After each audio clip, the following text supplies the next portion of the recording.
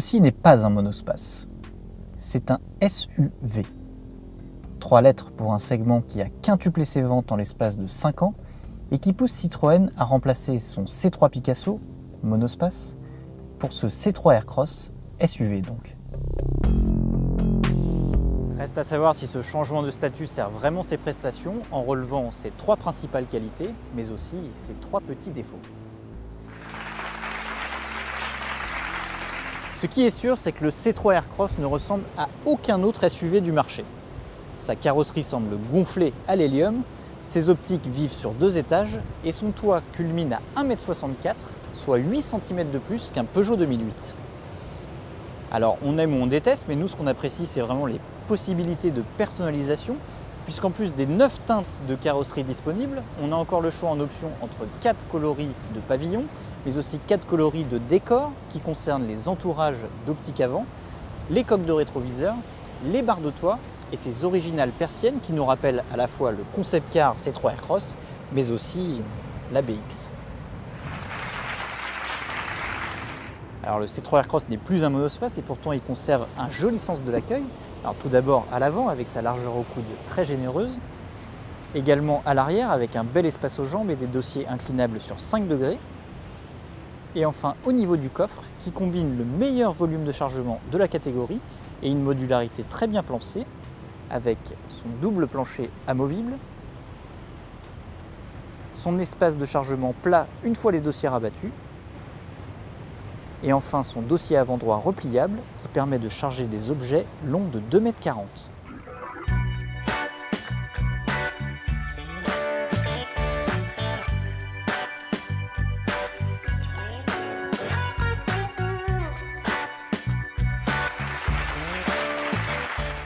Alors Citroën ne s'en cache pas, il souhaite commercialiser les modèles les plus confortables de leur segment.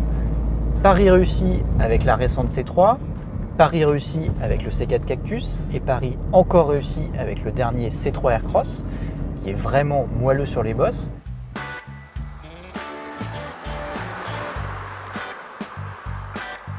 Alors c'est dû à la fois à la suspension plutôt souple, mais aussi à la qualité de la sellerie. Les sièges sont bien larges, très moelleux et ça participe aussi au confort.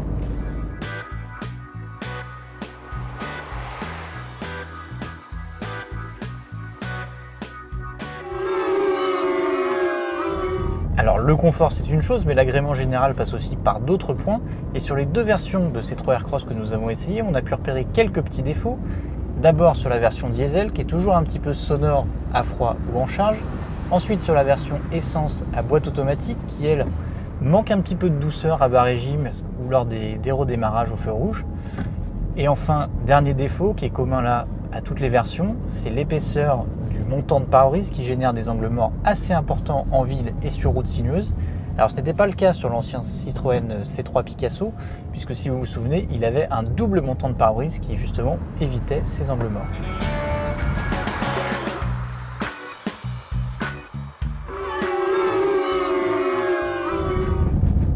Alors évidemment, la transmission intégrale n'est pas le premier critère d'achat d'un SUV urbain.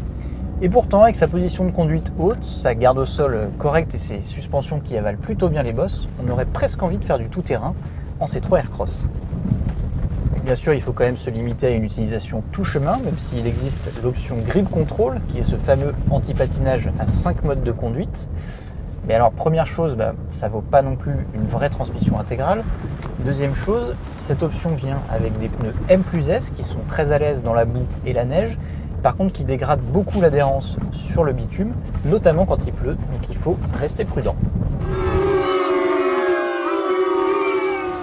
Alors à première vue, le C3 Aircross apparaît plutôt bien équipé puisque dès son premier niveau de finition, il embarque la reconnaissance des panneaux et l'alerte de franchissement de ligne. Et finalement, en regardant d'un petit peu plus près, c'est pas vraiment le cas. Par exemple, sur le niveau intermédiaire fil, il oublie des équipements pourtant courants aujourd'hui, comme le radar de recul, les jantes alliage ou la clim et les essuie-glaces automatiques. Alors le deuxième petit regret, c'est que Citroën impose de cocher la finition haute Shine, qui est logiquement la plus chère, pour avoir droit aux options pourtant pratiques au quotidien, telles que la clé main libre ou encore le toit ouvrant électrique. Et dans ce cas-là, on s'éloigne assez vite des 15 950 € annoncés en prix de base.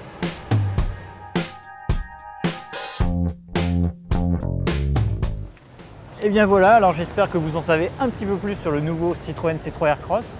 Si vous voulez encore plus de détails, n'hésitez pas à vous rendre sur largus.fr pour retrouver tous les essais détaillés. À bientôt!